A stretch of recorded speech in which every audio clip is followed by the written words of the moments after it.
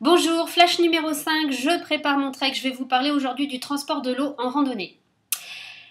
Alors maintenant, l'achat d'une gourde, c'est devenu quelque chose de compliqué parce que vous avez plein de propositions dans le commerce.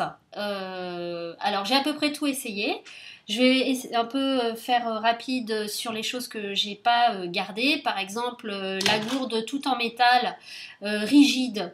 Moi, je l'ai trouvée trop lourde et j'ai pas trouvé la rigidité indispensable. Ensuite, vous avez évidemment le thermos. Alors le thermos c'est très bien, mais alors sa qualité de maintien de l'eau chaude n'est valable que pour des sorties à la journée. Mais ça, je l'ai gardé. C'est toujours bien d'avoir un thermos. Voilà, moi ce que j'ai préféré pendant un moment, je me suis pas mal baladée avec ce genre de truc, c'est les gourdes plates. Donc ultra léger. L'intérêt, c'est que c'est complètement pliable. Dans le sac, après ça ne prend plus aucune place. Maintenant vous avez différentes gammes de prix, faites attention au plastique utilisé, faites attention aussi aux jonctions, est-ce que c'est collé, est-ce que c'est assemblé, pressé, etc. C'est ce qui va un peu déterminer la durée de vie de votre gourde et puis aussi sa résistance dans certaines conditions au changement de température un peu violent. Et tout ça pour finalement revenir à la super classique bouteille d'eau minérale. Maintenant, c'est ça ma gourde en randonnée, en fait, sur les treks. Parce qu'elle est ultra légère, parce qu'elle est pas chère, parce qu'elle aussi, elle peut se compresser. Bon, définitivement, c'est vrai.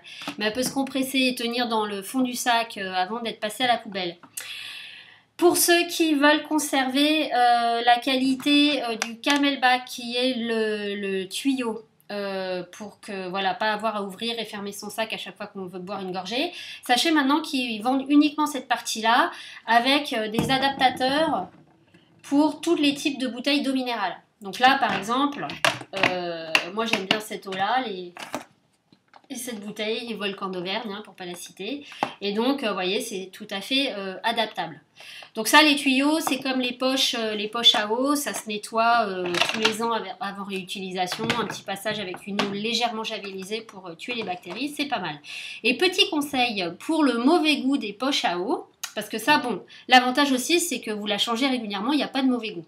Si vous gardez votre poche à eau, je vous conseille de faire, comme m'a dit ce cher Jean qui vit dans le Tarn, et j'ai gardé très précieusement ce conseil. Vous prenez quelques gouttes de cet apéritif anisé, voilà, que vous ne lisez sûrement pas le nom, je pense, et vous ne reconnaissez pas du tout. Donc, vous mettez 3 gouttes de ça dans la poche à eau.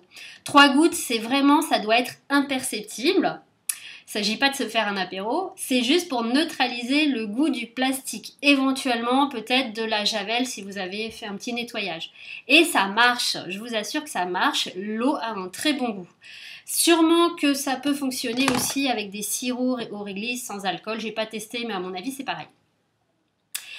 Et bien sur ce, je vous dis à bientôt, merci, ciao.